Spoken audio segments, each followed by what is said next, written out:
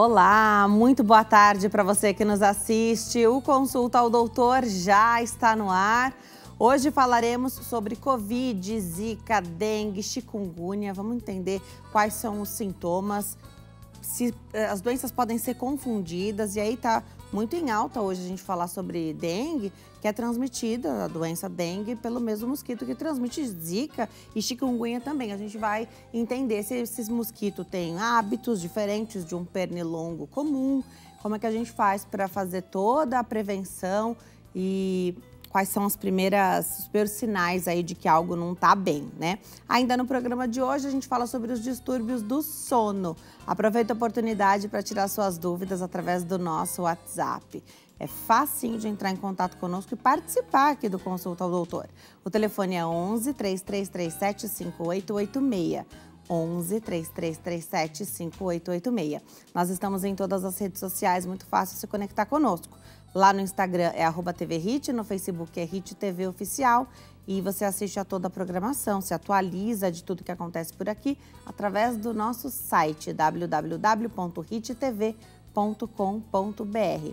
Eu também estou nas redes sociais, te espero com perguntas sobre o programa de hoje e sugestões de temas para as nossas próximas entrevistas também. Lá no Instagram é @DeniseLuque e facebook.com/DeniseLuque. Começa o programa falando sobre Covid, dengue, Zika e chikungunya com a Ingrid Quevedo. Ela é biomédica, mestre em ciências pela Faculdade de Medicina da USP, também professora e coordenadora do curso de biomedicina da Universidade de Guarulhos. Ingrid, obrigada por ter vindo, é uma alegria te receber aqui. Obrigada, Denise, obrigada pelo convite, pela oportunidade de estar aqui. Bom, a gente está vivendo um momento bem complicado com relação à dengue, né? E, ao mesmo tempo, também um aumento no número de casos de Covid. E aí a pergunta que sempre fica é, a gente pode se confundir, né? Então, hoje a gente tem mais acesso aos testes para saber se é H1N1, por exemplo, a gripe, ou se é influenza A e B, ou se é Covid. Esses painéis que a gente pode fazer tanto na farmácia quanto nos hospitais, né, pronto-socorro. E também tem como fazer os testes ali para saber se é dengue. Enfim, a gente vai falar sobre os sintomas, mas para começar, a gente está vivendo esse momento, parece que o clima ajuda, o clima que a gente vive hoje, que é muito calor, faz muito, muito calor e depois chove. Encurta o período ali em que os ovinhos demorariam para eclodir novos mosquitos transmissores da dengue estejam disponíveis aí pelos ares, né?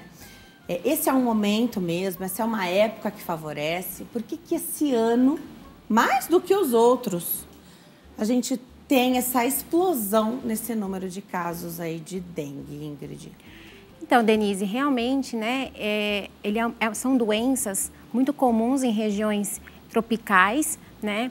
E a questão da chuva também favorece muito o ciclo de vida do mosquito, né? Então, a gente tem esses ovos, né? São colocados pela fêmea do mosquito, né? A Aedes aegypti e, em segundo lugar, o Albopictus, também a Aedes albopictus. E, realmente, o tempo de chuva, ele favorece a evolução do ciclo, né? Então, realmente, regiões mais quentes, isso favorece mesmo com que o ciclo de vida do mosquito evolua, né? Importante a gente falar também que esses ovos depositados pela fêmea do mosquito, eles são resistentes. Então, por mais que a gente tire ali aquela aguinha que esteja no vasinho ou acumulada em algum lugar, esse ovinho, ele fica ali grudado. E é invisível aos nossos olhos. E é invisível, do tamanho do grão de areia, né? Então, é importante, até uma dica, que a pessoa que esteja lá na sua casa, né, faça essa vistoria mesmo na sua residência, até uma vez por semana, se possível, né? Acho que é o mais aconselhável, ainda mais neste momento onde a gente está tendo um aumento do número de casos, né? Passa a buchinha. Então, queria aproveitar para dar essa dica mesmo. Viu que tem aquele acúmulo de líquido? não joga no ralo, não joga no vaso sanitário, não joga na pia, porque na verdade você só está trocando de lugar. Então, qual é o correto? É a gente fazer o descarte dessa água, a gente não vai conseguir enxergar, né, se tem ovinho ou não. Então, fazer o descarte em um local que não acumule água. Então, na grama, na terra, no asfalto, em algum lugar que não acumule.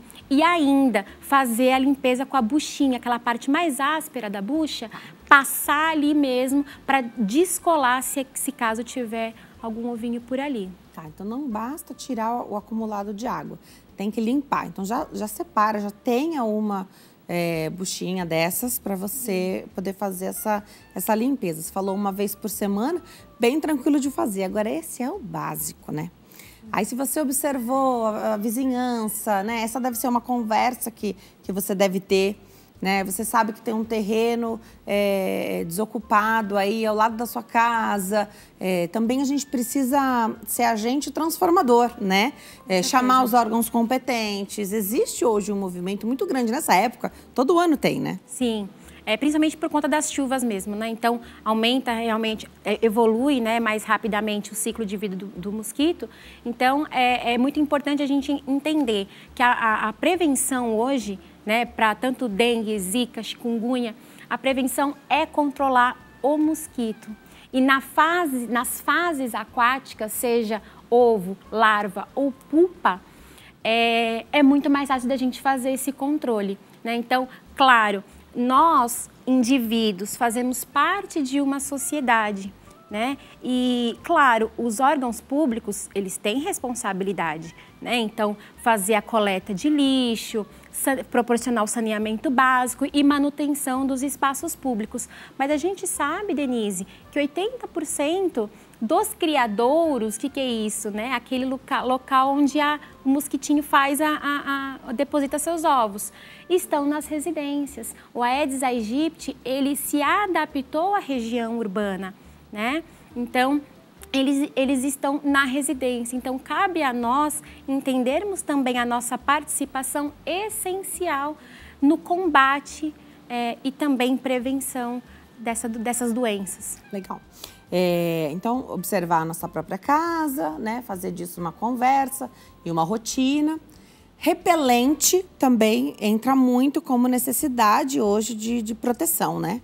Com certeza. A gente tem, claro, regiões onde já tem os casos, maior número de casos, né, confirmados. Então, é claro, uma medida da gente se prevenir também é passar o repelente durante o dia. E a gente pode aproveitar até e comentar que o Aedes aegypti, né, é a fêmea que pica, é a fêmea que transmite, é a fêmea que deposita os ovinhos, né, é do tamanho de um grão de arroz. E é importante a gente falar que esses repelentes são importantes para a gente passar o dia inteiro. E o hábito desse mosquito, né, da fêmea, é um hábito diurno, tá? Então, a gente tem que ficar atento, sim, a esse período, né? Então, durante o dia, comecinho aí da tarde, né? Mas é claro, a gente sabe que o mosquito não vai perder a oportunidade de se alimentar. Ele tem um hábito mais diurno, mas ele pode também picar no período da noite. Tá. Dos repelentes, na internet hoje tem de tudo, né? Tem quem ensina a fazer repelente caseiro, uma série de coisas. E eu não estou tirando o mérito, possível mérito, dessas substâncias sendo colocadas em locais estratégicos da casa, nada disso. Mas quando a gente fala de um repelente que está industrializado e na rotulagem ele vem escrito o tempo de duração no corpo, né? Quanto tempo ele te protege, qual é o princípio ativo, se protege contra o mosquito transmissor da dengue. Então, é muito mais tranquilo e mais seguro, mais responsável fazer uso desses que já estão prontos ali, a gente escolhe, né? Porque, mas Denise, criança pode usar? De repente, a gente podia aqui passar um tempo falando dos princípios ativos dos repelentes, mas a própria indústria, ela já te dá ali. Hoje tem repelente para ser usado em bebês a partir de 3 meses, né? Perfeito, é isso mesmo. Com a questão aí das redes sociais, né, dos tutoriais, então muita gente acaba acessando até como uma forma de economizar um pouco, né, e pode se perder no meio do caminho, fazendo algum repelente aí caseiro que não tem uma eficácia, né? Então, recomendado mesmo é que use os repelentes, atentem-se aos princípios ativos aí dos repelentes, para que você tenha, é claro, a cobertura por mais tempo desses repelentes, né? Então, é mais ou menos como funciona com o protetor solar. Ele vem ali, o tempo de duração, o FPS, né? Sim. E aí é também quando aplicado na quantidade adequada. Então, aquele esfrega de repelente na pele que você passou um pouquinho, não vai te garantir, muito provavelmente, a proteção ali toda. Então, capricha, aproveita. Hoje a gente tem muitas ferramentas à nossa disposição, né? Eu sei que elas custam dinheiro, mas para quem puder, acho que esse é o momento. Tem repelente de superfície, tem repelente de tecido. Então, de repente, é uma criança que não pode ainda usar o repelente, ou que você, de repente, não encontrou, porque algumas substâncias também podem provocar um pouco de alergia em determinadas pessoas, né? Passa no tecido, porque aí tá fora do corpo, espera secar e ele te garante. Alguns 24 horas, outros te garantem até algumas lavagens com repelente, né? Então, assim, ferramenta tem. É importante, você falou com relação à aplicação, né? Então, é como um creme, né? A gente aplica naquela quantidade, não precisa também apertar, não precisa exagerar, mas a gente precisa perceber que fez a cobertura, né? Deslizou ali para ter uma boa absorção. Muito legal. Se atentar ao tempo que garante ali, porque você está falando de um hábito. Então, vai mandar a criança para a escola, não tem como repassar, você tem que usar um que tem uma cobertura maior, mas, né? Um tempo prolongado. Tempo prolongado de ação. Então, é muito isso. Do princípio ativo, muda alguma coisa? Ou se na embalagem? Porque muito vem se falando sobre o princípio ativo, é melhor usar X ou Y. Mas eu tô aqui confiando na rotulagem. Sim. E que todos os produtos aí que estão à venda de marcas passaram por testes e aprovação. Então, a gente pode escolher, está escrito lá no rótulo. E hoje eles vêm muito destacados se eles têm a cobertura para o mosquito da dengue ou não. Sim, eu acredito que seja mais uma questão de marketing, sabe, Denise? Porque como tem elevado aí os casos, então vamos colocar esse destaque com combate ao mosquito repele o mosquito da dengue. Isso. Então, assim, a gente tem que partir do princípio que é um repelente, né? Então, se atentar, claro, né, se o produto está ali no mercado, é porque ele passou por alguns procedimentos, foi liberado pela Anvisa, senão ele não seria comercializado, né? Então, claro, ficar atento, né, com relação aos princípios, caso tenha alguma alergia, né? E o tempo de fazer aí uma nova cobertura. Se é gel, se é creme, se é spray ou aerosol, isso é muito uma preferência de cada um? É uma preferência de cada um. É uma preferência de cada um. Eu queria muito ressaltar que, apesar da gente ter os repelentes, claro, ajuda muito, mas a grande fonte de prevenção da dengue está no combate ao mosquito. Então, é uma regrinha, a gente já tem aí cartilhas disponíveis na internet, né? Inclusive da Fiocruz, que fez aí, é uma rotina de 10 minutinhos. É bom a gente também saber que o ciclo de vida do mosquito, ele é de 7 a 10 dias, então é mais ou menos uma semana, né? Então, se a gente criar este hábito, ainda mais frente a esse cenário que nós estamos, né? Criar esse hábito de fazer essa checagem, essa vistoria na nossa casa, eu acredito que vai ajudar muito pelo que a gente está passando aí. Legal. Essa é uma época que chove muito. Sim. Né? Então, é mesmo nessa época que a gente deve se preocupar.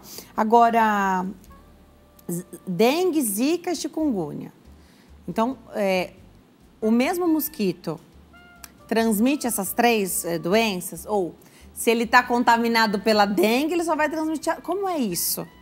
Isso. Esse mosquito, a gente chama de vetor da doença. O que isso significa? É ele que transmite. Então, a partir do momento que o mosquito, ele também adquire aquele vírus, né? Então, a partir do momento que ele adquiriu o vírus da zika, da chikungunya, da dengue, ele vai transmitir essa doença, essas doenças para o ser humano, que é aí o hospedeiro da doença, né? Então, é claro, o mosquito ele tem que estar também infectado para ele poder passar para a gente. E, claro, isso pode acontecer de nós apresentarmos uma infecção cruzada, né? Ou seja, ter 2 vírus aí se replicando dentro do nosso corpo. Os sintomas são parecidos? São. É bem complicado a gente distinguir, né? Então, a gente tem, por exemplo, febre, dor muscular, dor nas articulações, que são sintomas comuns. Eu queria aproveitar para a gente diferenciar também com relação ao Covid. Por favor, né? Ótimo. Por quê? Primeiro que a gente precisa entender, né? O Covid, ele é um vírus respiratório. Então, o quadro de sintomas, ele vai ser um quadro respiratório. E, claro, pode ter aquela dor no corpo aí. Então, tosse, coriza, dor no peito, a longo prazo, a falta do paladar, né, do olfato. Fala mais sobre Covid, né? Fala mais sobre Covid. Perfeito. Então, a gente tem que estar aí ligado a esse sintoma mais característico. Agora, zika, dengue e chikungunya são consideradas arboviroses. O que é isso? São doenças transmitidas pelo mosquito. Qual? A Aedes aegypti aí em primeiro lugar, né? Então, assim, veja bem, a partir do momento que o mosquito, ele pica, ele está sugando o nosso sangue. Então, o vírus, ele entra direto em contato com o quê? Com o sangue. Então, a gente vai ter um quadro de sintomas generalizado, que a gente chama de sistêmico. Então, aí a gente pode ter dor nas articulações, dor muscular, né? E a grande diferença, ainda mais quando a gente fala de importância, né? Uma doença de importância pública, né? Com relação à dengue. A gente tem a dengue hemorrágica. O que é essa dengue hemorrágica? Dengue, ok, mas aí você tem que saber que tipo de dengue que é, né? Isso. Se foi o primeiro contato com o vírus da dengue, a gente tem uma sintomatologia muito parecida aí com os outros. Então, a febre, a dor na articulação e tal. Quando é o segundo contato, ou seja, uma reinfecção, é um segundo contato, aí é que nos preocupa. Por quê? Porque é onde dá a dengue hemorrágica e, portanto, a evolução é mais rápida e pode levar a óbito. Então é pior, dengue hemorrágica é pior. É pior, e é um segundo contato com esse vírus. Normalmente é o segundo contato ou sempre é o segundo contato com o vírus? Normalmente em segundo contato, né? Mas majoritariamente, na grande maioria das vezes, é no segundo contato, tá? E a gente pode ficar atento aos sintomas, né? Então, característico do segundo contato, dessa dengue hemorrágica, né? É a dor atrás dos olhos e também característico a dor na batata da perna, né? A dor muscular, mas nessa região da panturrilha. Bilateral? Bilateral, né? Mas essa região mesmo da batata da perna e a dor atrás dos olhos. A gente costuma negligenciar um pouco os sintomas como esses que você falou, né? A gente sempre tem uma desculpa para tudo, né? Às vezes é bem no dia que você intensificou mais a sua atividade física. Aí essa dor mais generalizada no corpo, você pensa que é por isso, né? Então, a gente tenta fazer isso. E a automedicação é muito presente. A gente sabe que para dengue e para quem presta atenção, nos anúncios, nas propagandas e nos escritinhos pequenos ali, sempre tem, para o medicamento que tem esse pormenor aqui que eu vou dizer, a inscrição. Contraindicado em casos de suspeita de dengue. Numa situação que a gente está vivendo agora, tudo é suspeita de dengue. Com esses sintomas, tudo é suspeita de dengue. Sim. Não dá para a gente tomar, então, determinado tipo de remédio, certo? Certo. O que acontece, né? Os sintomas são gerais. A infecção é por vírus. Diferente de uma infecção bacteriana. Na infecção bacteriana, a gente tem um antibiótico. Na infecção viral, seja qual for, Covid, dengue, zika, chikungunya, a gente não consegue tratar o vírus, né? Então, o tratamento, ele é paliativo. O que isso significa? A gente vai tratar os sintomas conforme eles surgem. Então, surgiu a dor de cabeça, vamos tomar ali um remedinho para dor de cabeça. Surgiu uma dor, vamos tomar um remedinho para dor. Agora, qual é o tratamento mais indicado aí? É que a pessoa evite, né, esforços físicos aí, então repouso e muita água, tomar muita água, ingerir bastante água e, claro, né, percebeu os sintomas, primeiro, segundo, né, persistiu aí um pouquinho, procura, né, uma assistência aí de saúde. A gente tem as UPAs, as UBSs, que são porta de entrada do SUS, né, então lá ele consegue ser acolhido e tem aí o soro de reidratação oral, que é ofertado nessas E faz unidades. o teste, né, para confirmar se é dengue mesmo? Com certeza, faz o teste, né? A gente tem aí testes, por exemplo, são os testes rápidos. Então, se for no começo dos sintomas, a gente consegue fazer o teste rápido, né? Porque o vírus, ele está se replicando, né? Tem bastante carga viral dentro do nosso corpo. Então, a gente consegue fazer o teste rápido e detectar. Mas também existe as sorologias. As sorologias, a gente detecta o anticorpo que nós produzimos, o nosso corpo produziu, né, mediante o contato com o vírus. Então, no caso das sorologias, a partir do 6º dia é que a gente faz a sorologia. Mas existe o teste rápido para o começo. Aí tem a PCR também, Legal. Que a gente já ouviu mais falar, né, por conta da Covid. Com certeza. PCR estava na nossa boca sempre, né? Sempre. Agora, eu falei da automedicação porque a gente sabe que, por exemplo, dipirona e paracetamol é bem tranquilo para usar e amenizar esses sintomas de dengue. Mas ibuprofeno, que também é um remédio utilizado para dor e febre, não. Ele é contraindicado em caso de suspeita de dengue. Então, cada caso, às vezes, tem o seu modus operandi, né? Minha febre baixa mais rápido com tal medicamento. E, às vezes, esse não é bacana para usar em caso de suspeita de dengue, né? Às vezes, a própria família, né, é um hábito ali da família usar aquele medicamento, né? Então, a gente sabe que o paracetamol, ele é bem aceito, né? E a dipirona também, em caso de dor de cabeça, né, febre, então a gente sabe que é bem aceito. Os dois são bem aceitos. Muito legal. E é um momento que a gente deve se atentar. A gente passou por um período também, anos atrás, falando muito de zika vírus e chikungunya, muito. E hoje a gente sabe, ainda mais depois da pandemia, que gestante é sempre um grupo ali de risco, a ser mais cuidado, ficar mais atento.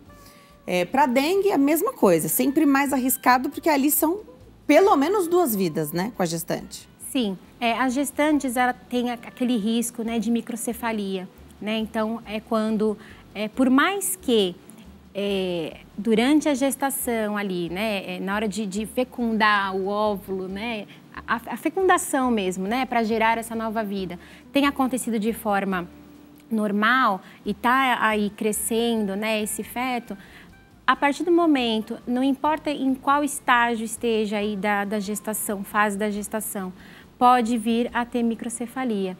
Então, é um cuidado ainda maior com as gestantes. Então, claro, percebeu algum sintoma, procura o médico, procura uma assistência aí. E aí, ainda mais, a responsabilidade de você cuidar ali do que está dentro da sua casa, orientar a sua família também a fazer o mesmo, né? Exatamente. Os prejuízos são muito grandes. É um cuidado redobrado. Todos temos que ter este cuidado redobrado, mas a gestante, principalmente por conta aí dessa vida que ela está gerando, né?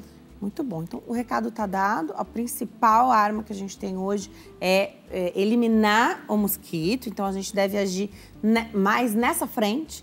Repelente, enfim, as outras medidas, elas vão te ajudar porque o mosquito está aí, né? Está voando por aí. Sim. Mas o nosso principal foco deve ser um passo anterior, que é acabar com o mosquito da dengue. E aí, não depende só de um grupo, depende de todos nós. Então, esse recado. Aí tem cartilha para isso, a doutora falou. Então, é bom que a gente se intere sobre isso para poder colocar em ação dentro da nossa casa e compartilhar. A gente compartilha tanta coisa, né? Nas redes sociais. Compartilhar esse tipo de informação vai fazer a diferença. Só para a gente deixar um pouquinho mais claro, esse ovo, ele é resistente, como eu falei. Então, ele consegue sobreviver na seca ali, né, sem a aguinha ali junto, por 12 meses. Então, quer dizer, se você está aí negligenciando, né, ou esquecendo de cuidados da sua casa, né, ele pode estar ali há 12 meses aguentando e agora choveu, né, e ele continua o ciclo de vida dele. Então, realmente é mais fácil a gente cuidar durante esta fase, a fase aquática. Então, essas dicas que eu te falei. Muito bom. Vou deixar o contato aqui do Instagram, @prof.ingridquevedo. @prof.ingridquevedo. Obrigada, Ingrid, por ter vindo. Muito bom esclarecer as dúvidas. Obrigada, viu? Denise, muito obrigada pela oportunidade. A gente que agradece. A gente vai para o intervalo.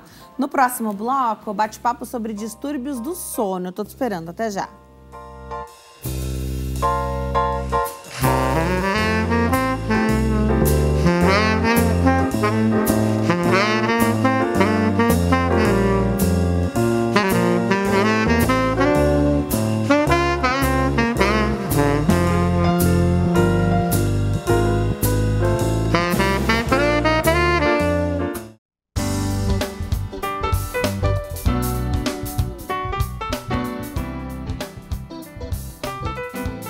Estamos de volta agora para falar dos distúrbios do sono. Dormir bem, a gente sabe, né? Faz toda a diferença. Não é possível ter uma qualidade de vida boa com uma qualidade de sono péssima, né? A gente vai entender tudo com essa conversa aqui que a gente vai ter com o Dr. Igor Duarte, fisioterapeuta neurocientista. Doutor, tô feliz de te receber aqui. Obrigada por ter vindo. Eu que agradeço. É uma honra estar aqui. Sempre que a Rit chamar, eu venho, porque eu amo fazer parte dessa equipe aqui. A gente adora aprender com você. Quem está em casa, tem dúvida? Você dorme bem? Você sonha? Quais são as questões aí que você tem com o seu sono? Escreve para nós. O telefone para participar, o WhatsApp é 11 3337 5886. Doutor, dormir é uma delícia, né? Ter um sono de qualidade é maravilhoso, mas é queixa. Não sei se eu posso arriscar, de maior parte da população, porque você conversa com as pessoas, a maioria tem queixa da qualidade do sono. Às vezes porque não dorme a quantidade de horas suficiente, mas tem também as pessoas que dormem uma quantidade de horas bacana, às vezes até mais do que 7, 8 horas, mas que se queixam, já acordam cansadas. Às vezes não consegue atingir o nível profundo de sono. E esse nível profundo de sono que promove o relaxamento, o descanso, outros fatores atrelados aí à fisiologia, né? O aprendizado, por exemplo, se a pessoa não atinge um nível de sono, ela não consegue fazer novas memórias, porque tudo isso depende do sono. Então o sono, ele é muito mais do que apenas um momento de descanso, tá? Inclusive a gente sabe hoje que o cérebro não descansa enquanto ele está dormindo. Então, o indivíduo está dormindo, mas o cérebro está trabalhando para consertar, refazer coisas, conexões, novas sinapses, né? Então, o sono, ele não é apenas um momento de descanso, ele faz parte da fisiologia. E para o corpo funcionar bem, a gente depende desse sono. Sabe o que eu lembrei nessa sua fala? Antigamente... eu vou entregar muito agora, né? Antigamente, tinha aqueles cursos que era para você aprender inglês dormindo. Então, você colocava o fone, né? E não eram fones confortáveis como a gente tem hoje. Era uma fita cassete, né? Eu lembro bem, mas eu não sou dessa época. Eu também não sou, me contaram. Só me contaram, tá? Não sou dessa época, não. Sou bem mais jovem. E aí, você aprendia, dormia e aprendia ouvindo aquilo, né? Quando você fala que naturalmente o nosso cérebro já não tem descanso, então a gente não deve, ou tudo bem, ouvir, tô lá, tô assistindo alguma coisa, tô vendo, ouvindo, né? Que aí você descansa ali o aparelho de celular, que também traz uma frequência, que também tem a luz, por mais que você tire o brilho e, enfim, hoje os telefones têm isso, né, da configuração ali para o momento em que a gente precisa já dar uma apagada. Queria que você comentasse um pouquinho sobre isso. Então, a gente não devia dar mais estímulo, se ele já é naturalmente estimulado, se ele não vai descansar, a gente devia deixar ele fazer só o trabalho natural dele? Não, é à noite, o sono, não vou nem dizer à noite, porque tem pessoas que dormem durante o dia e o sono tem o mesmo efeito. A noite é feita, o sono é feito para reparar e recuperar o organismo, não só o cérebro, mas o organismo em geral. Alguns hormônios importantes são produzidos durante a noite. A recuperação de quem vai para as academias malhar é feita durante a noite também. Eu vou até, um caso que um aluno me questionou, um aluno meu falou, professor, eu estou na academia, tenho suplementação, mas eu não estou desenvolvendo os músculos, não desenvolvem bem. Meus amigos não conseguem ter acesso a essa suplementação e estão desenvolvendo bem. O que você acha que é? Aí, me conta o seu dia. Aí ele foi contando o dia dele, 3 horas de sono durante a noite. É insuficiente para o organismo recuperar um tecido muscular que foi lesionado por atividade física. Então, o organismo não consegue reparar o dano. Então, embora ele vá fazer atividade, é importante que faça, é durante o sono que isso vai ser recuperado. Então, por exemplo, um atleta, ele precisa dormir bem à noite para o organismo recuperar o tecido muscular. E isso vale também para o cérebro, para a saúde do cérebro. Durante a noite, o cérebro está trabalhando para reter informações, para aprender, mas é durante a noite também que acontece a faxina pesada do cérebro para eliminar todas as toxinas. Eu adoro. Desde que eu aprendi que o nosso cérebro trabalha também para apagar aquilo que não precisa guardar, é maravilhoso. Tem noite que eu vou dormir e eu penso, apaga o que eu não quero lembrar. É maravilhoso, né? Que ele faz o trabalho dele também. Não, mas é exatamente isso. Então, o que não é importante, deleta durante a noite. Legal. O que é importante vai para uma área mais permanente do cérebro. E aí a gente retém essa informação por muito mais tempo. Durante um dia normal, a gente é exposto a inúmeras informações que são desnecessárias para nós mesmos. Por exemplo, você está no metrô e tem as pessoas conversando ali. Muita informação. Você, queira ou não queira, você está sendo exposto àquilo também. E a gente armazenar aquela informação não tem importância nenhuma para a nossa vida. Durante o sono, isso é eliminado. Tá. Se você se esforçar, pode até lembrar, mas o cérebro já está começando a trabalhar para eliminar isso. Para fazer isso, precisa dormir. Tá. Então, você falou que o sono, mesmo para quem precisa dormir durante o dia. E essa é uma questão hoje, né? Então, aqui, se pensar, né, nos serviços essenciais, pensar aqui em São Paulo, tudo, qualquer tipo de serviço funciona 24 horas. Né? Então, tem alguém trabalhando ali para proporcionar essa facilidade que a gente tem, né? E alguém que também precisaria. Muito se fala, a noite foi feita para dormir. O que a gente já sabe sobre isso? Sobre a rotina e a vida das pessoas que precisam trabalhar de madrugada e vão dormir, obviamente, durante o dia, com sol lá fora, o barulho do dia, né? Por mais que sua rua seja movimentada à noite, né? Durante o dia outro barulho, nunca é igual, né? Não é igual. Enfim, as pessoas que dormem durante o dia, o sono tem o mesmo efeito, desde que obedeça alguns critérios no ambiente onde essa pessoa está dormindo.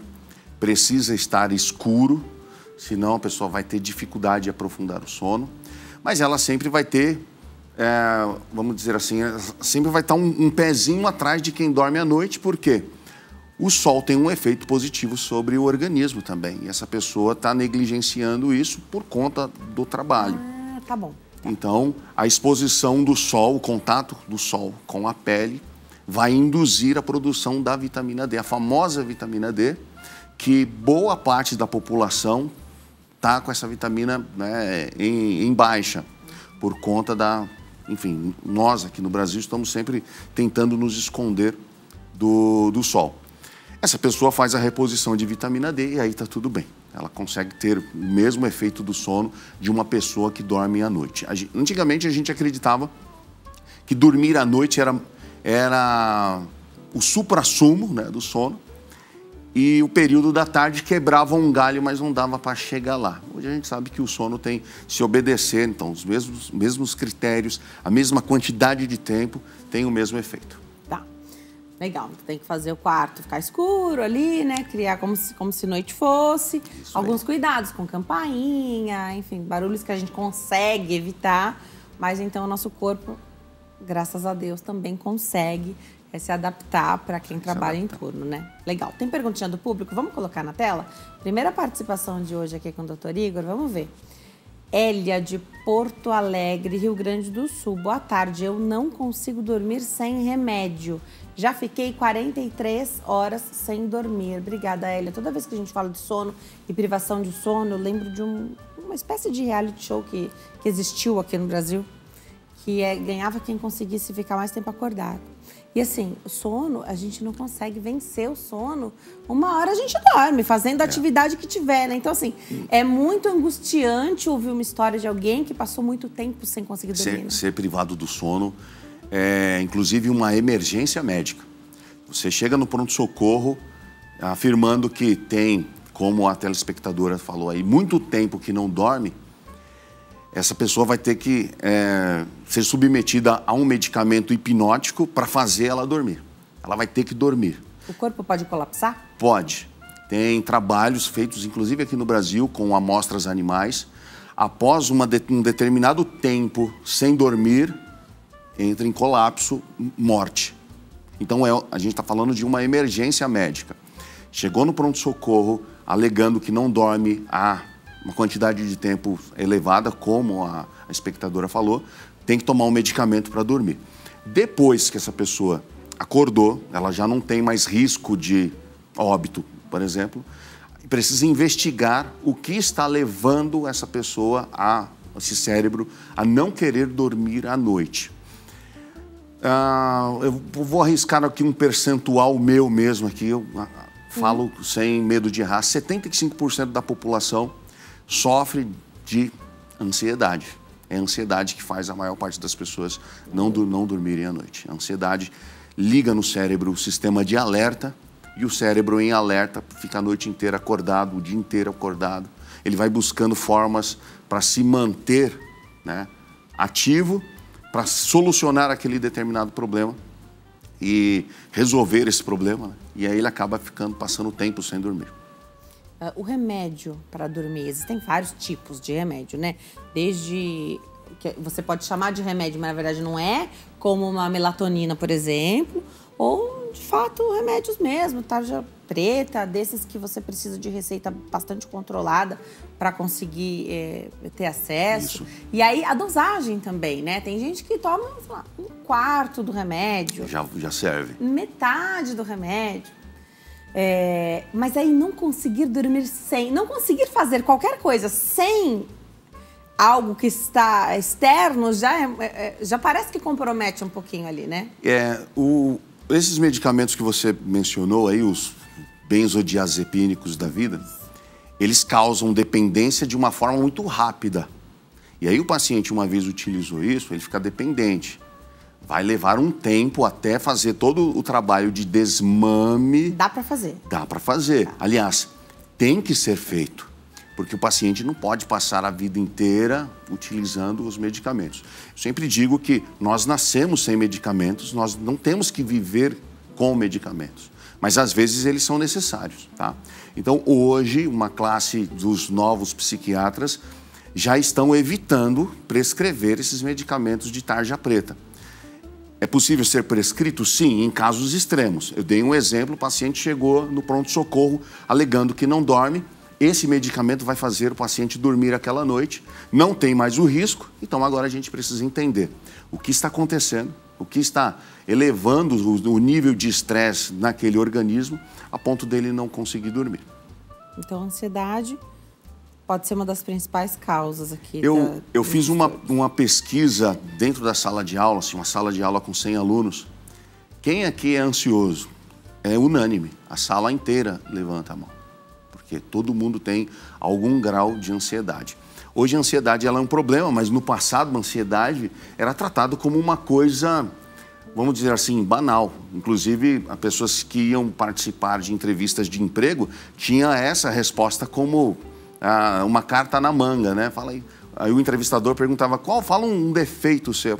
Eu sou ansioso. Como sendo, na verdade, uma virtude, né? A pessoa ser ansiosa. Hoje é um problema a pessoa falar, inclusive, que tem ansiedade, porque a ansiedade é uma síndrome psiquiátrica.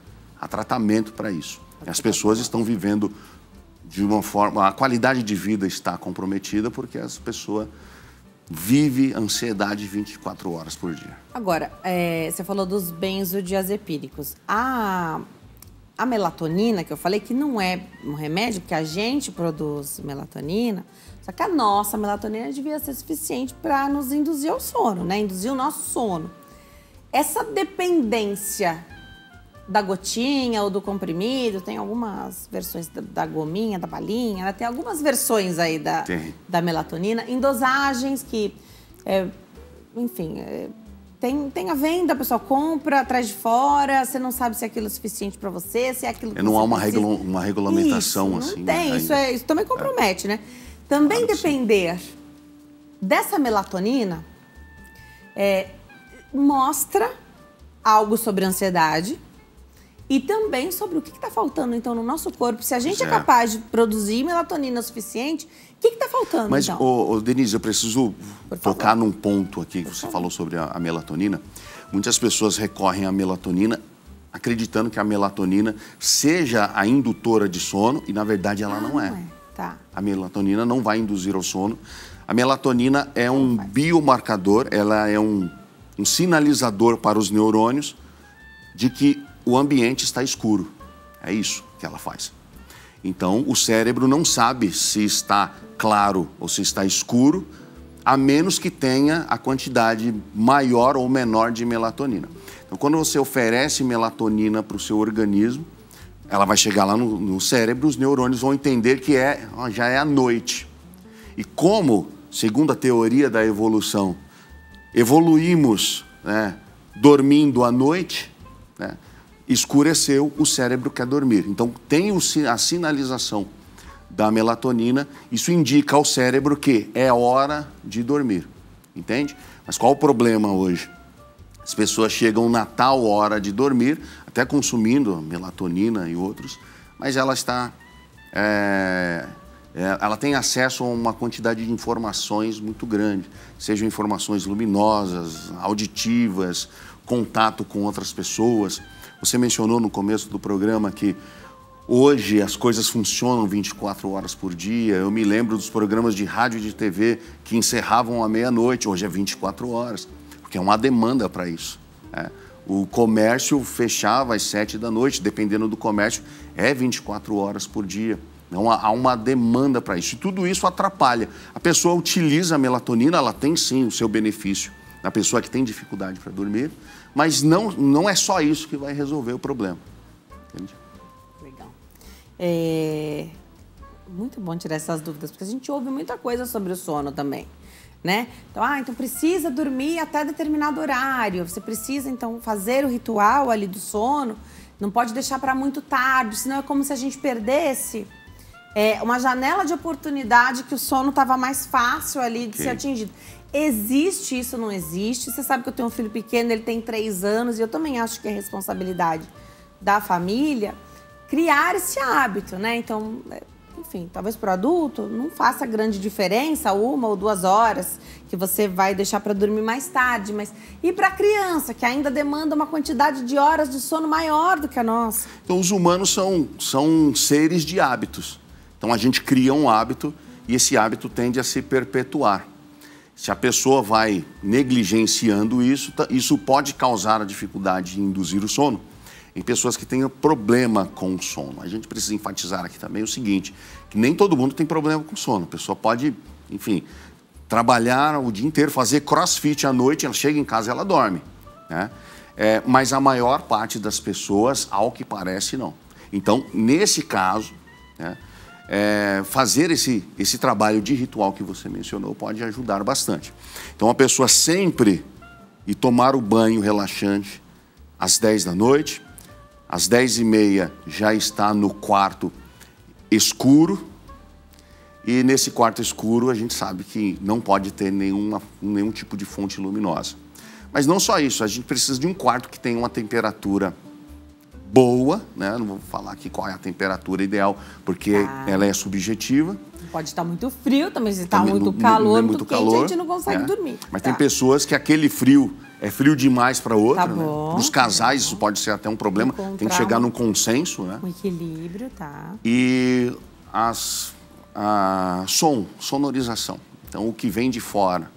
Às vezes, fazer um trabalho de acústica na janela, principalmente para quem dorme de dia, porque não tem como controlar a obra do edifício ao lado. Eles vão fazer barulho até às 5, 6 da tarde e isso vai atrapalhar o sono. Legal. Tem perguntinha do público? Vamos colocar na tela? Já anotei várias coisas aqui para a gente pegar os ganchinhos. Haroldo, de Dourados, Mato Grosso do Sul. Boa tarde, sou psicólogo de crianças e adolescentes com TEA, o transtorno do espectro autista. Alguns pacientes não conseguem dormir com o quarto totalmente escuro. Isso prejudica a qualidade do sono? Obrigada, Haroldo. Se a pessoa tem dificuldade de dormir com o quarto completamente escuro, a recomendação é as luzes com o tom puxado para o vermelho. Tá bom. Então, luzes vermelhas, elas incidem na retina, então a pessoa tem a sensação de que o quarto está iluminado, mas isso não incide a paralisação da produção da melatonina, que é o hormônio que indica para o cérebro que está escuro. Então, basicamente, a gente está enganando o cérebro. Nós sabemos que a luz ela é composta, né, por várias frequências do espectro eletromagnético, que varia da luz vermelha até a luz roxa. Entre a luz vermelha e a luz roxa é a luz que inibe a produção de melatonina.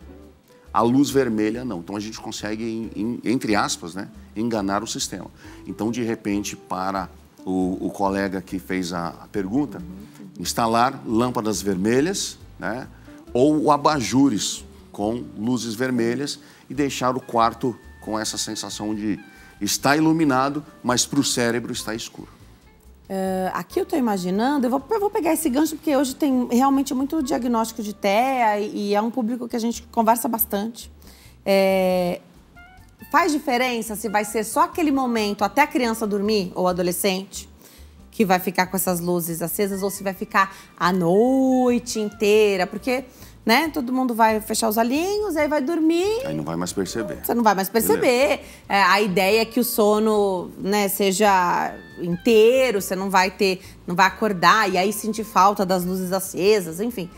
Faz diferença se a gente vai deixar só um pouquinho acesa até a criança ou adolescente realmente pegarem no sono ou se vai ficar a noite inteira? Não, o ideal é que a luz se apague após o sono. Tá bom, tá bom. Porque a luz incidindo sobre a pele do corpo, depende de como a pessoa dorme, né? Isso pode ter um efeito fisiológico, tá? Então, só para você ter uma ideia, tem pessoas deficientes visuais que conseguem perceber o ambiente pela luminosidade. Então, a pele tem alguma relação com isso, tá? Mas aí a gente entra num outro fator. Dependendo da criança, ao acordar fora do horário e perceber o quarto escuro, ela pode ficar com medo para as próximas noites de que a luz vá se apagar novamente. Tá bom. E aí cria uma memória do medo, que pode atrapalhar o sono nas próximas noites. Então, dependendo da situação, acho que é interessante deixar a luz, mesmo que, como você falou, baixinha, a lâmpada vermelha, né? Pode deixar a noite inteira. Luz LED, né, consome pouco, deixa ela acesa a noite inteira. Essa informação, será que foi esse estudo, a informação que mudou para os fabricantes de TVs, por exemplo, daqueles dispositivos que a gente não costuma tirar da tomada, então fica sempre uma luzinha, um sensorzinho ali, hoje eles são vermelhos. A luz azul, no passado tinha, a lâmpadazinha, o LEDzinho azul... É prejudicial. Atrapalha para a pessoa que tem dificuldade. Tá. Às vezes o amigo que está assistindo agora fala assim, não, isso é bobagem isso, uma luzinha azul. Eu durmo bem com a luzinha azul, mas tem pessoas que não dormem. Então, a luzinha vermelha, ela vai servir bem para todo mundo. A gente vai para o intervalo. No próximo bloco, a gente está falando de distúrbios do sono, dificuldade aí de dormir. Sempre tem alguém que vai falar assim, eu não tenho problema nenhum. Onde eu encostar, eu durmo. Se eu encostar agora aqui, eu durmo. Isso não é também distúrbio do sono? No próximo bloco, tá? No próximo bloco o doutor explica. Até já.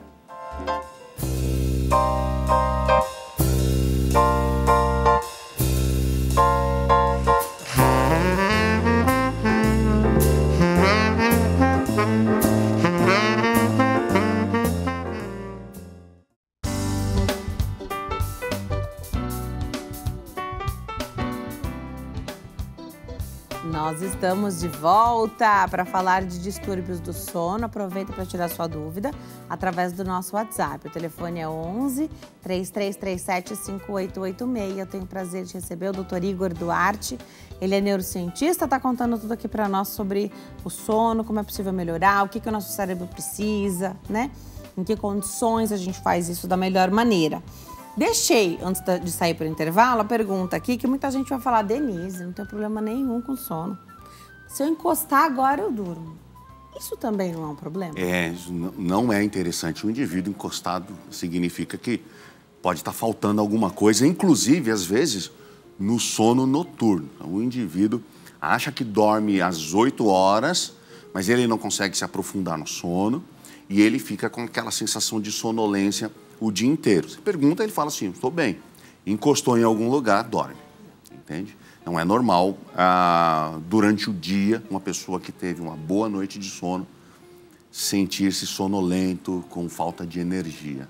Tá? O indivíduo tem que estar bem. Tem que estar produzindo, estudando, trabalhando. À noite que isso deve acontecer. Não é toda noite ou todo tempo de dormir que a gente consegue fazer isso da melhor maneira. Muitas coisas acontecem, né? Então, para quem tem filhos, às vezes o filho não está 100%, a gente acorda várias vezes para acompanhar ali o andamento de uma febre, a ação de um remédio, né? Então, a gente acaba acordando, mas...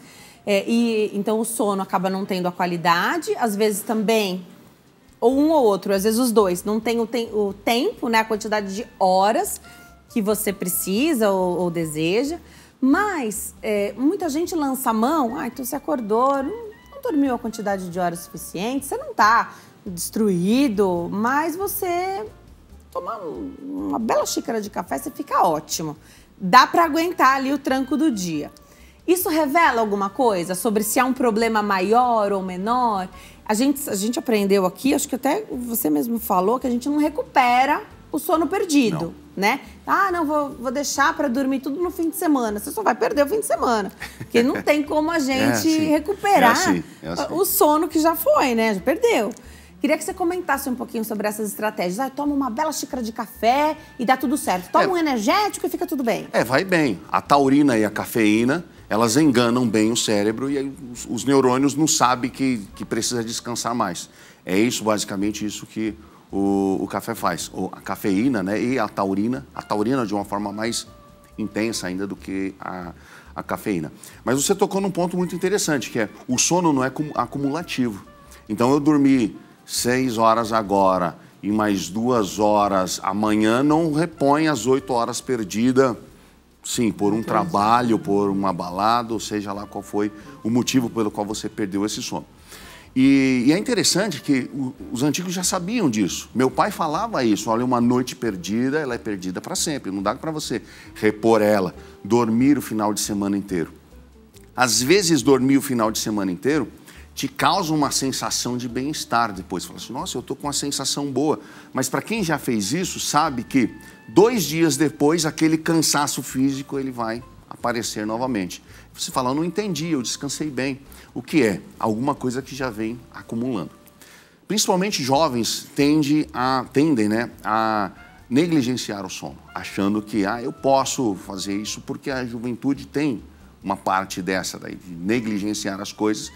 Não, eu sou novo ainda, quando eu estiver lá na frente eu vou, enfim, pensar nesses detalhes. Mas lembra, é acumulativo. Não é acumulativo, perdão. A gente perdeu o sono lá na juventude, em algum momento essa conta pode chegar. E aí, dependendo da idade, dependendo de outros fatores atrelados, por exemplo, a genética, essa conta ela pode vir de uma forma muito pesada. Por quê? Eu falei no primeiro bloco que a faxina pesada do cérebro, as toxinas que o próprio cérebro produz, ela é lavada durante a noite, durante o sono. Tá. E isso precisa de entre 7h30 e 8 horas, a faxina pesada. Se a pessoa dorme 4 horas por noite, a faxina pesada aconteceu pela metade. Então, as toxinas do dia anterior vão se somar com as toxinas desse dia. E se isso acontecer com frequência, essas toxinas começam a se acumular de uma forma muito intensa. Esse é, inclusive, um dos fatores que predispõe algumas demências, entre elas a doença de Alzheimer. Então, pessoas com a doença de Alzheimer, já é conhecido isso, é o acúmulo de toxinas nos neurônios, essas toxinas que, durante o sono, elas são lavadas do cérebro. Então, precisa dormir bem sempre, desde a juventude até a terceira idade.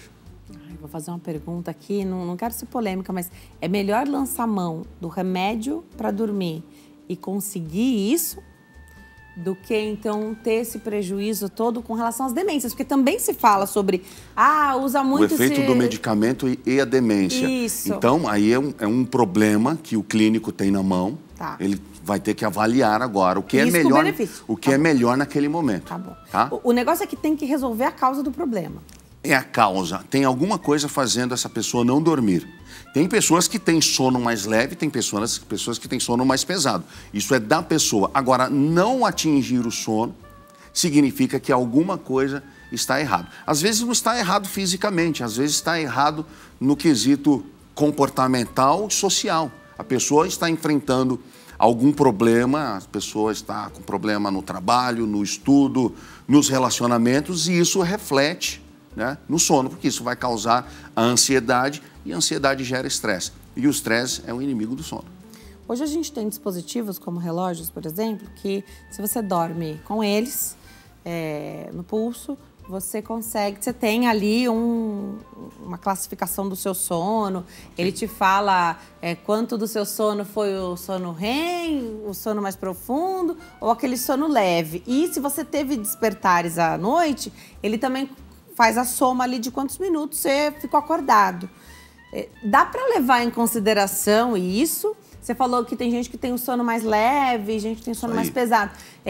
Um bom termômetro é acordar disposto? Olha, um bom termômetro é acordar disposto. Um indivíduo que acorda com a sensação de que eu poderia ter dormido mais 1 hora, na verdade, falta essa 1 hora que ele acha que faltava mesmo. Esses dispositivos eletrônicos, eles são importantes como ferramentas, eu imagino aqui, para um clínico, porque às vezes o paciente, a pessoa, né, ficar analisando aquilo e tentar extrair daquilo alguma informação pode gerar mais ansiedade nela.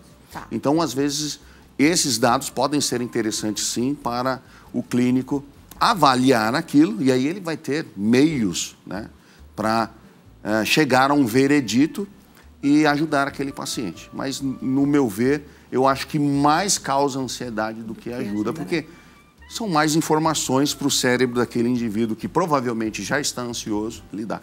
Acorda, termômetro, acordou bem, está disposto para o dia, ótimo. Não está, aí você leva essa informação adiante, se você usa o reloginho. O ideal... Para ver o que dá para fazer, né? O ideal é que tem um dito que diz assim, o sono gostoso é aquele que você acorda quando o olho abre. Acho que todo mundo deveria acordar assim.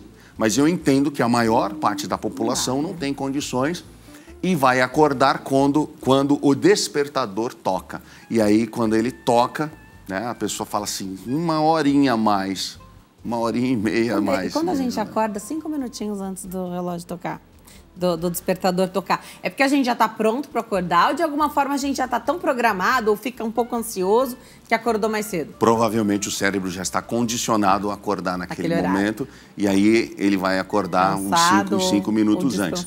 Eu tenho percebido, né, algumas pessoas relatam que o cérebro vai entendendo durante a noite, 1 hora, 2 horas antes de acordar, o cérebro já começa a produzir algum tipo de sensações. Algumas pessoas falam em algum tipo de sonho. A gente acreditava que os sonhos aconteciam na fase REM do sono. Hoje a gente sabe que acontece, embora a maior parte dos sonhos ocorrem na fase REM, a gente sonha em outras fases também. Então não precisa estar numa fase muito aprofundada para sonhar. E aí a qualidade dos sonhos também são diferentes nesse momento que antecede o despertador. Então o cérebro, de alguma forma, ele vai preparando o indivíduo e a pessoa tem a sensação que ficou 2 horas dormindo, mas ela não dormiu naquelas 2 horas. Ela ficou brigando com o sonho de alguma forma. Então, não necessariamente sonhar é bom. Não necessariamente sonhar é bom. Tá? Se for o sonho da fase REM, é o bom sonho. Tá. A gente não vai saber em que momento se deu esse sonho, né? Sonhar é melhor do que não sonhar. Tá. Que indica que o cérebro atingiu um nível suficiente ali que permite. Tá bom. Tem pessoas que não conseguem se lembrar dos sonhos, tem pessoas que não sonham mesmo, que não dá tempo de entrar em fases para o cérebro ter as ferramentas para produzir as fantasias do sonho. Tá? Mas, em geral, se você sonhou e os sonhos são sonhos agradáveis, que você consegue se lembrar do outro dia, comentar com a família, enfim, é um bom sinal de que pelo menos está se aprofundando no sonho. Legal. Vamos de perguntinha do público? Participação que chega para nós através do WhatsApp é da Paloma, de Pelotas, Rio Grande do Sul. Boa tarde. Meu filho tem 4 meses e meio, um bebê. Só dorme no colo. Quando vou deitá-lo, acorda. O que posso fazer? Minha licença maternidade está terminando e ele vai para a escola, o berçário. Paloma, obrigada pela sua participação. Parabéns pelo seu bebezinho. A licença maternidade no Brasil, ela é curta mesmo. Então, esse é um problema que a gente enfrenta não só para a adaptação da rotina da criança, mas também para o aleitamento materno. Enfim, várias situações. Mas aqui, a questão do sono, é tão legal a gente falar sobre isso, porque os pais, a família, também cria muita expectativa sobre o sono de um bebê que, com 4 meses e meio, 4 meses e meio, ele não sabe nem que ele nasceu ainda. Ele não sabe que ele é uma pessoa e a mãe é outra. Que ele tem que dormir, que tem que ser à noite. Isso. Né? Mas é interessante, porque eu já passei por essa fase e a criança, o bebezinho, ele é bem do espertinho, que ele aprende as coisas rápidas, né? E o colo da mãe é muito melhor do que qualquer colchãozinho de berço. Então, se ele aprendeu que o colo da mãe é bom, aí ele não vai querer, né? Então, é uma questão de costume. Mas tem um detalhe que me chamou a atenção, porque acho que são 6 meses a licença maternidade, se não me engano. Depende da empresa. Ela já tem 4 meses e meio. Então, vamos imaginar que sejam... Via de regra, são 120 dias. A exceção é que dá 6 meses. Então, ela teoricamente já passou. Né? Imagina a ansiedade dela em saber que... Sim. É amanhã, ou é depois da manhã, ou é depois da manhã. Sim. A ansiedade vai causar... Se ela tiver alguma chance de dormir nesse intervalo, essa ansiedade pode atrapalhar o sono dela. Entende? Então, na verdade, se a mãe está ansiosa, a criança vai ficar ansiosa. A gente sabe que tem essa relação. E aí atrapalha, prejudica o sono da criança. Aí vai mesmo, vamos imaginar que a criança dormiu a noite toda, a mãe ansiosa pelo regresso do trabalho pode atrapalhar o sono dela. Tá bom, perfeito. Então, esses cuidados, a gente também coloca muita expectativa, eu falei. Vai dar tudo certo, viu? Dá tudo certo. E é uma fase maravilhosa essa. Eu falei, eu quero responder essa pergunta, porque aí eu vou lembrar de como era quando o Lucas tinha 4 meses e meio. Também passei por essa fase, eles gostam mesmo do colo e a gente quer que eles gostem, porque vai chegar o dia e os filhos do doutor já são grandes. Um está na faculdade, o outro já está terminando o ensino médio. E aí é uma vida totalmente diferente, é um tempo que não volta. E a mãe agora está preocupada porque em algum momento eles vão bater as asas e vão voar e ela vai ficar sozinha.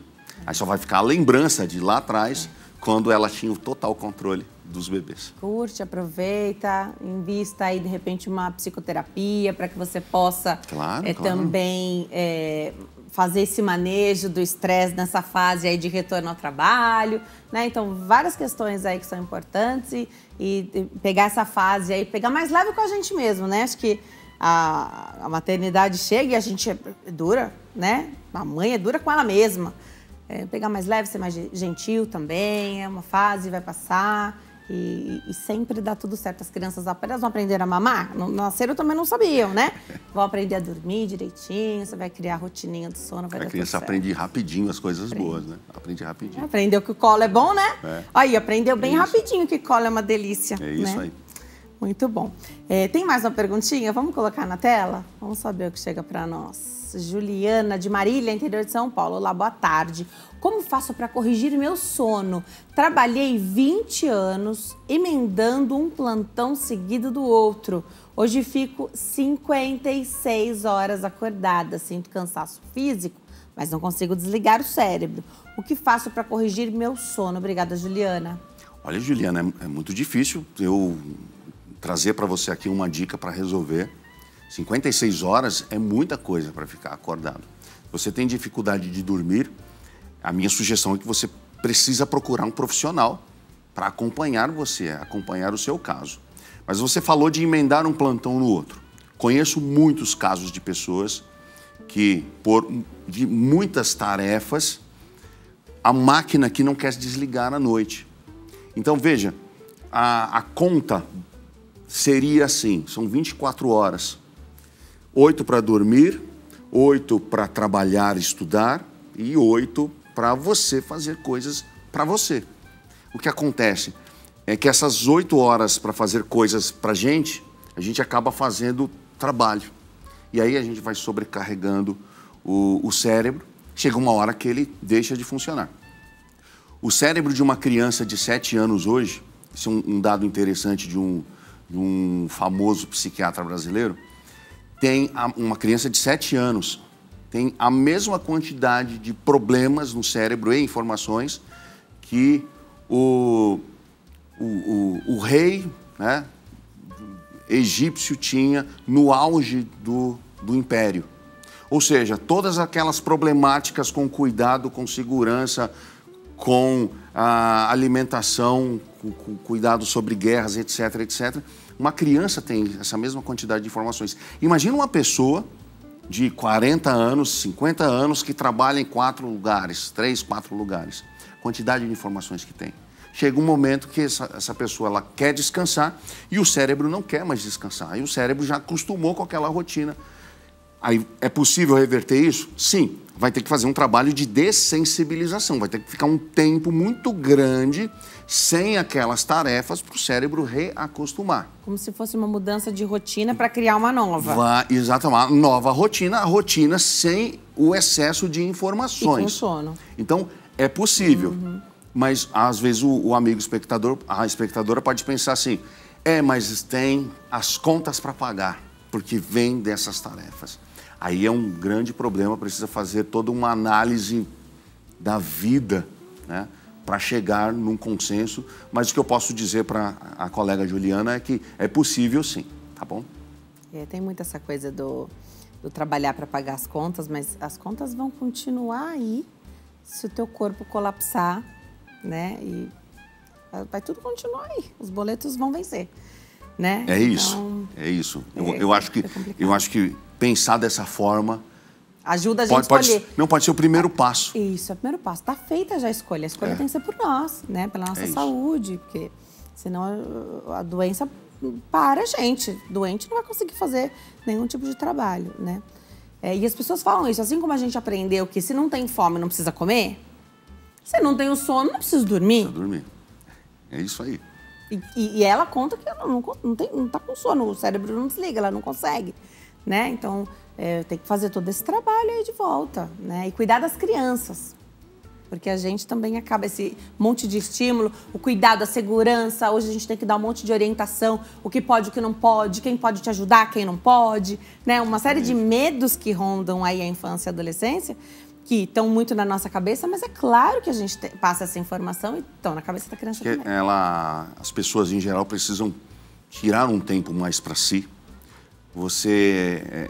As pessoas falam, quero descansar. Às vezes você não precisa descansar apenas. Você precisa, como diz aí no popular, dar uma espairecer. Às vezes não precisa dormir, mas uma atividade te descansa. É isso. Como se você tivesse dado um cochilinho, né? Então tem essa questão que é importante. Ai, tô descansado, voltei, porque mentalmente foi gostoso, foi prazeroso, ao ar livre, pé no chão, grama. Imagina que a pessoa trabalha fazendo uma atividade física, carregando peso, por exemplo, como para ilustrar aqui. E no final de semana ela vai para um sítio, para uma fazenda e faz o mesmo trabalho carregando peso, por exemplo, cacho de banana, leva para lá, tira, né? ela vai ter a sensação de que ela não trabalhou. Ela vai ter a sensação de que ela se divertiu. Na verdade, ela fez a mesma tarefa, só que foi uma nova tarefa, num outro ambiente, às vezes com pessoas que ela gosta de estar. O tempo passa rápido, esse é um termômetro interessante. Se o tempo passou rápido, significa que aquela tarefa é muito boa. Foi muito bom aquele momento ali. Última perguntinha de hoje. Vamos ver o que chegou para nós através do WhatsApp. Vamos lá. Pergunta da Raquel, de Vitória da Conquista, na Bahia. Olá, boa tarde. Meu filho é sonâmbulo. O que podemos fazer? Obrigada, Raquel. Bom que você trouxe esse tema aqui para nós. Olha, o sonambulismo, algumas pessoas desenvolvem, ele pode estar atrelado ao estresse. Eu não sei qual que é a rotina da família da Raquel. Se o sonambulismo estiver acontecendo com certa frequência, precisa procurar ajuda, porque pode acontecer acidente, inclusive, para isso. E a pessoa que parece que está acordada, ela está se movimentando, andando pela casa, mas ela está dormindo. Ela está dormindo, ela está fazendo coisas, né? Mas ela está dormindo. Então, tem relatos de acidentes que aconteceram. Pode abrir porta de casa, sair para a rua. Abrir porta, ir para a rua, pegar o carro, dirigir, ela está dormindo. Né? O perigo de acontecer acidente, enfim, com a pessoa, com outras pessoas. Então, se isso for recorrente, precisa procurar ajuda. Se for um caso esporádico, às vezes, num momento de estresse, a pessoa pode ter a crise, vamos dizer assim, né? Durante a noite.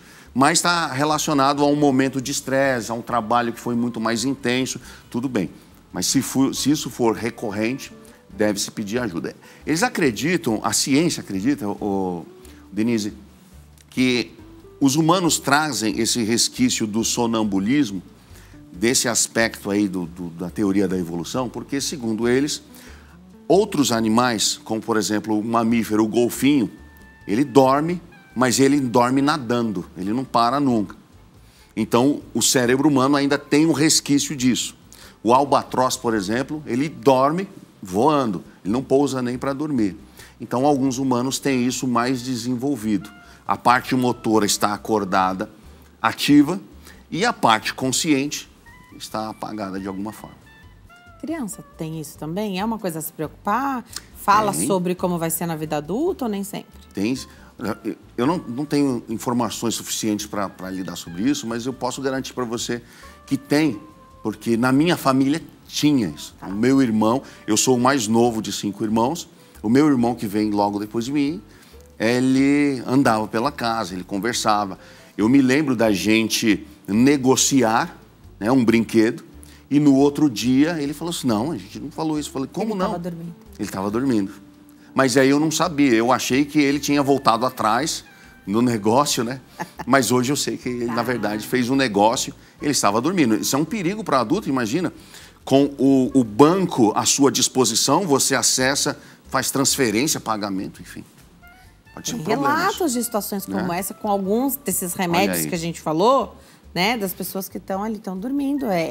Ele é um hipnótico, assim, funciona mais ou menos dessa forma. E a pessoa comprou coisas, enfim, e estava dormindo. Efeito do remédio. Um problemão que essa pessoa vai enfrentar. Né? Legal. Vou deixar aqui os contatos. Você volta, né, doutor? Já acabou? Por favor, acabou. Passar rápido, né? Rápido. Sinal que foi bom, passou rápido. Eu vou deixar aqui o Instagram, @dr.igorduarte, @dr.igorduarte. O telefone e o WhatsApp é 11 9 5883 7807. E no YouTube, só escrever o nome do doutor. Igor Duarte, YouTube é Igor Duarte, você encontra lá vários vídeos e participações e muita explicação, muito esclarecimento por lá também. Volte sempre, doutor, eu adoro aprender com você. Só chamar que eu venho, prazer estar aqui. Um beijo pra família, viu? Muito obrigado. Família muito querida aqui pra nós, obrigada. A gente fica por aqui, que bom que você assistiu, curtiu, escreva para mim, conta seu relato, faz sua pergunta, a gente traz especialista para falar sobre tudo que você quiser e precisar. Sua demanda é muito importante aqui para nós. Fique com Deus e até amanhã. Tchau. Adorei.